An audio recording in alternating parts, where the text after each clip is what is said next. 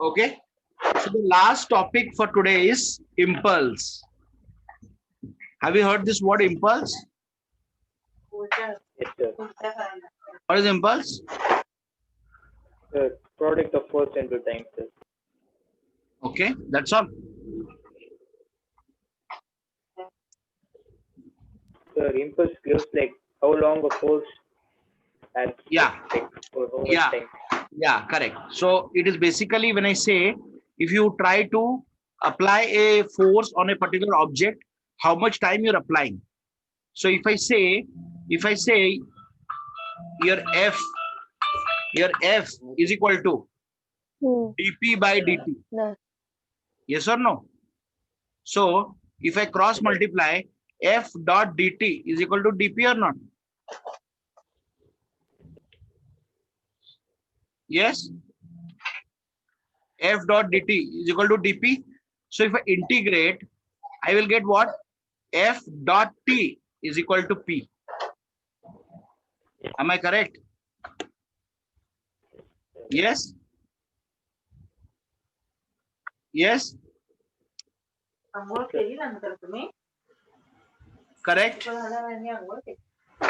Siddhi, please mute it. I can't hear you. Is it clear or not? So impulse is nothing but the change in momentum. Basically, change in momentum. Why change in momentum? Because we are asking about dp. dp is the change in momentum.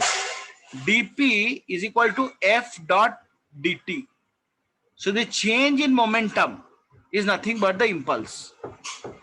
I can write. But if the force is constant, then we can write, if the force is constant, then how we can write? We can write the change in momentum to be P2 minus P1. That means the final momentum minus initial momentum to be equal to what?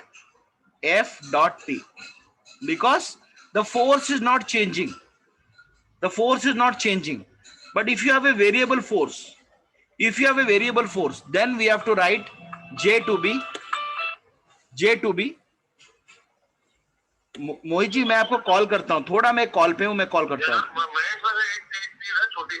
मैं zoom में हूँ, मैं आपको call करता हूँ.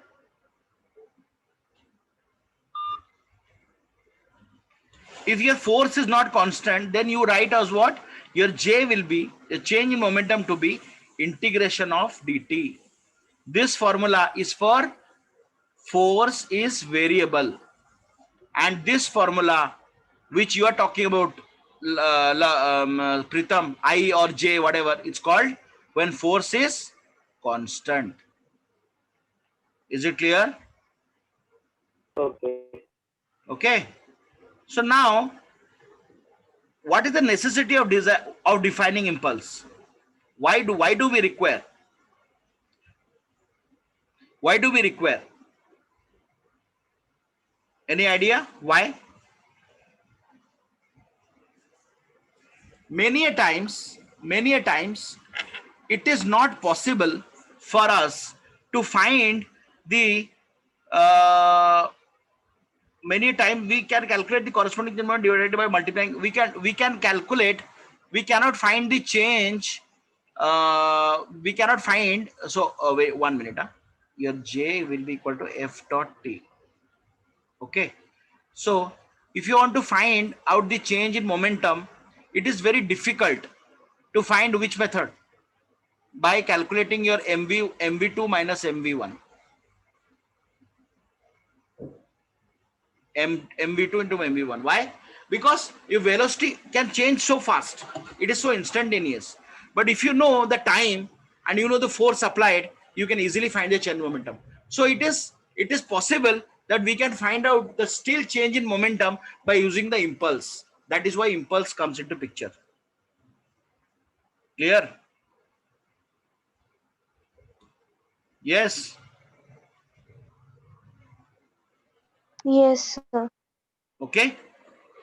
So I want to do. Can you just check, Pritam, what else is left in this chapter? I think it is over. Yes, sir.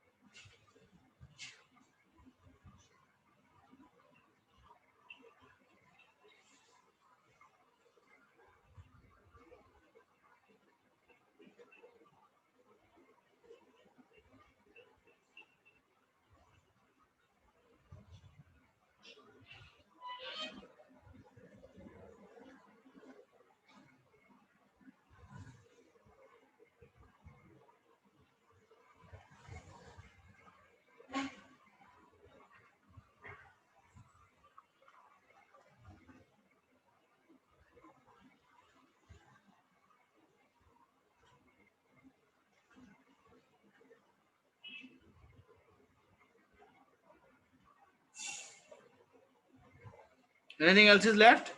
Pritam?